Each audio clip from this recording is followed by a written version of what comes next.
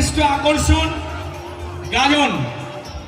এই গাজনের যে সমস্ত প্রতিযোগী এবং প্রতিযোগিনী অংশগ্রহণ করেছ তাদেরকে জানানো যাচ্ছে তোমরা ঠিকঠাক ভাবে প্রস্তুত হও। আমাদের অনুষ্ঠান কিছুক্ষণের মধ্যেই শুরু হবে। আমাদের ঢাকি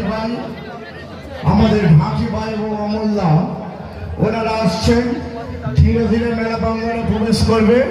প্রবেশ করার সাথে সাথে শুরু হয়ে যাবে সে যেমন খুশি সাজো প্রতিযোগিতা।